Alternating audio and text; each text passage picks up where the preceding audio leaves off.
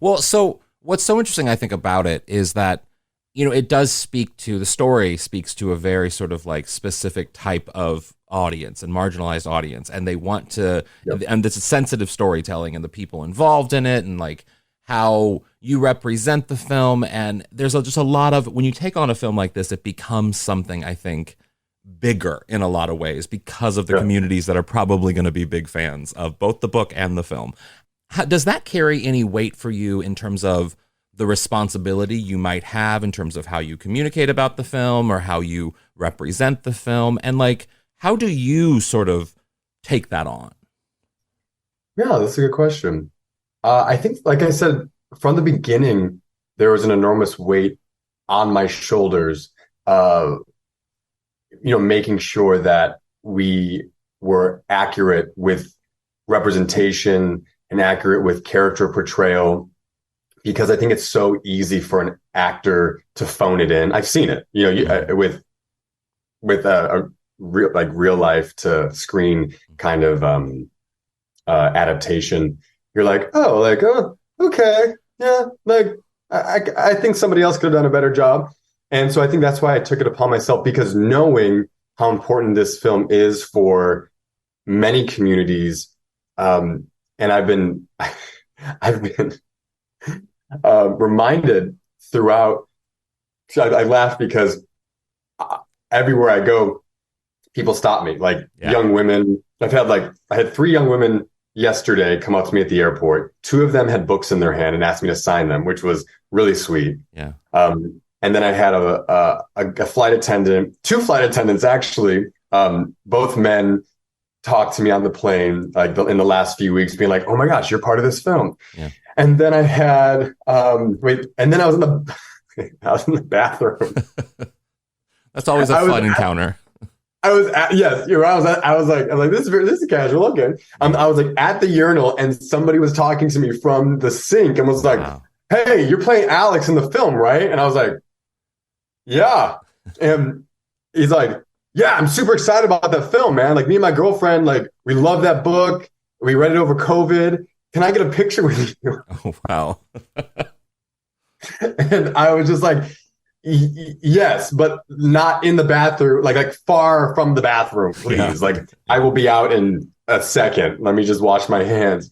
And so just seeing the diversity of the fans that have been coming up to me, I'm like, wow, this film truly transcends everything. Like, it's such a love story at its core that it just appeals to such a wide audience. And I think going into reading the book, I felt that. And then, my mom read it. She read it and she called me and she was like, "Taylor, I am a quarter way through this book. It is very risque." I'm like, "Very risque?" I'm like, "Mom, what are you talking about?" She's like, "Oh my God, there's so many sex scenes. There's so much sexual stuff." I go, "Mom, you watch me on Minx, right? Yeah. Like, you've seen that there is a lot. There's flailing genitalia in that show, right?"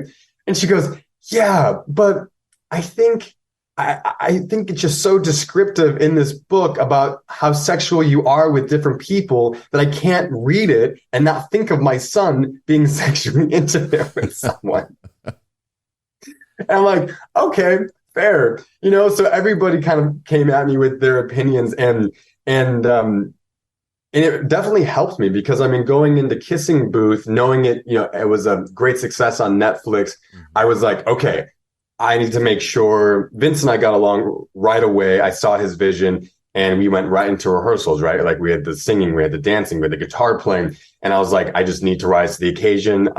This is a major project, and I just need to be, I need to be operating at the same level as everybody else. And so I think I just kind of have that in me. Yeah. That like sportsman, like when I swam, like in the relay, if I was the anchor, like, you had to make up all of that time. Like, you have to help your team win. And that's kind of how I operate. It's like, okay, like, team captain, team anchor, let's go. How do we do the best? And, just do it. Yeah, definitely. And in terms of just sort of queer audiences, I feel like that is the core of a lot of the story, and it's the core. Yeah. It's the core of the people that are going to respond. So, like, do you feel any sort of weight there in terms of how, especially your queer fan base, how they perceive this film and how they respond to it?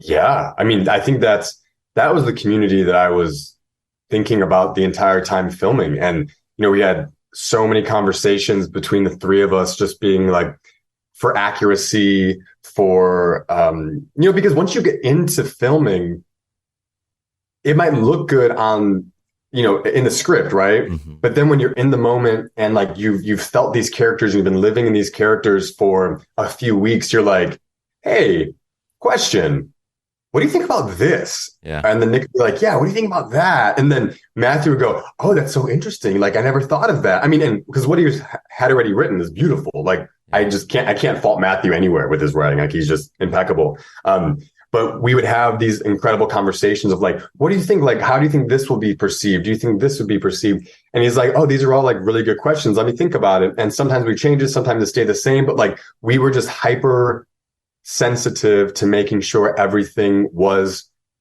properly represented, properly accurate. I mean, even like down to like the sex scenes, like with our intimacy coordinator, like those conversations were, I mean, they were borderline funny because we were talking so seriously about, like a kiss, a touch, emotion.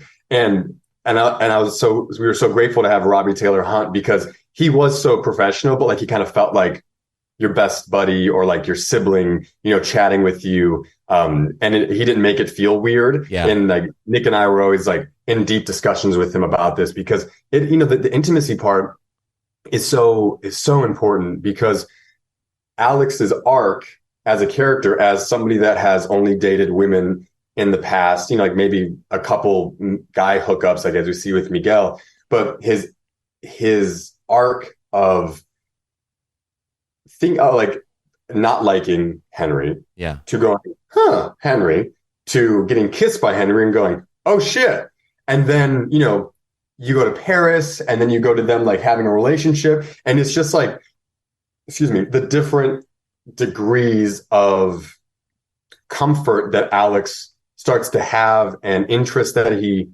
garners I shouldn't say garner, like that grows for Henry. You're just like, this needs to be represented in a proper way. And Robbie was with us the whole way, and Matthew was there, and it was always like a group effort, which I really respected because I think you see some films, and it doesn't matter if it's about sexuality, if it's about a certain profession, if it's about like a family, you're like, wow, this came from one person, you can tell. And then you hear in interviews and stuff, they're like, oh yeah, this was his vision or this was her vision. And like with us, it was kind of like this crowd sourcing of questioning whenever we would have those questions, because there were tons of different people with different backgrounds that were cast, that were behind the scenes, that it just like became this kind of collaborative effort if we ever got stuck somewhere. That's so great. I mean, like even Greg Berlanti and Sarah Schechter, like,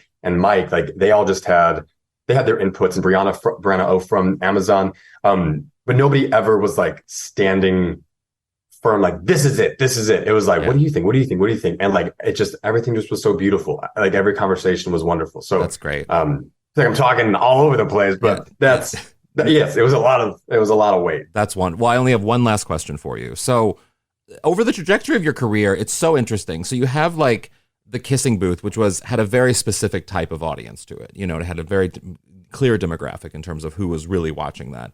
And then to go to Minx, which was a totally different demographic and type of project and more revealing.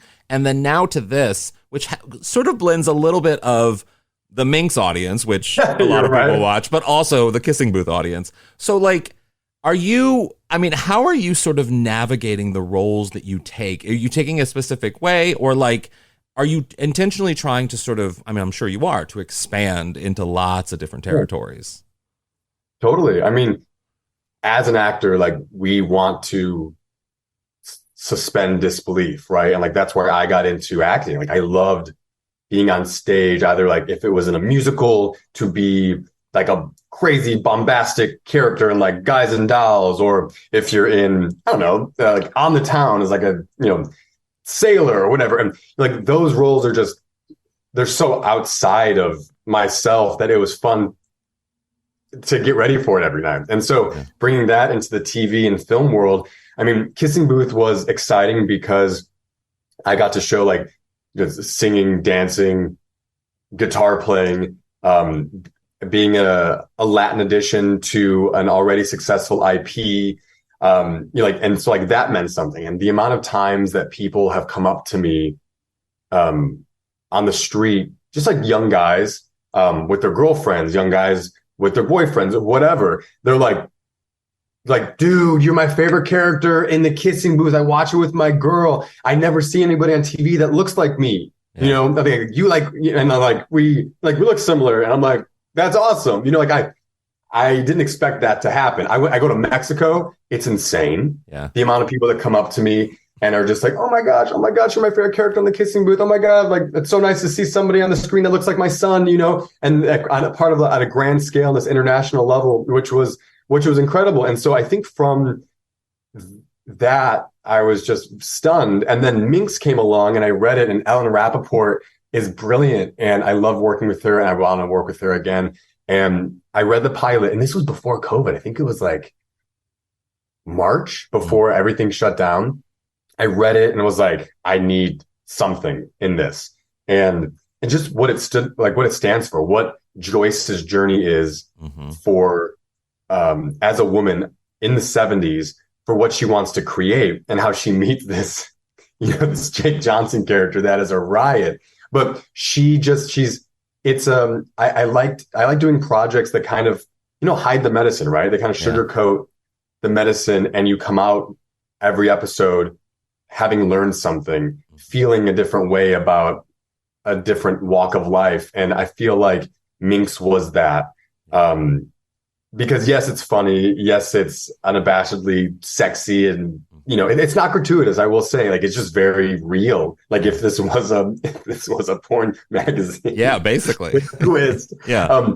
It really means something, and I think it has something on its mind, and that was really exciting for me. And I never shy away from people are like, oh, but it's a guest star. I'm like, yeah, but it's a great guest star. It's a recurring guest star. With a memorable guest star. Yeah. Memorable. Yeah. Oh, yeah. Memorable guest star. And the people that are like, that I look up to, like I watched Jake Johnson on New Girl, and he was my favorite character next to Schmidt. And I just think he's a comedic legend, and he's like in his 40s, and I'm calling him a legend. I just think he's incredible, Yeah. And then I was like, I need to be on the show. I think it's special. And when we shot the pilot, nobody knew if it was going to be picked up, and I got brought back when it did get picked up. So sorry, I'm like going on and on about Minx, but it means something. And then this film, I get sent a lot of scripts, and I audition for many roles. But this film in particular, again, it like has something on its mind and is interesting, and it changes perceptions. And I think that's what films should do, is change the way people think for the better. Yeah. And that's what's exciting me now. I think I'm growing into myself as an actor a bit more, and trusting myself, and not being shy to say, this is fluff. I don't think that this is a good project. Like, I want to do something that when people leave the theater or leave their TV room, they're like, whoa. And they can't stop talking about it. And they talk about it at dinner. And they're like, it just does this, and it does this. And I was so unexpected, just like not doing the expected thing. And, this is one of those projects. And I'm really looking forward to what's next. I mean, if it's Minx and then this, it's like, what's next? How are you going to top that? Yeah. Yeah. Yeah. I'm creating a couple of things with some 2 production companies, and can't wait to start pitching. That's great. That's great. Well, thank you for taking the time to chat with me today. I really appreciate it. It's very nice to meet you. Yeah, likewise. Really nice to meet you as well.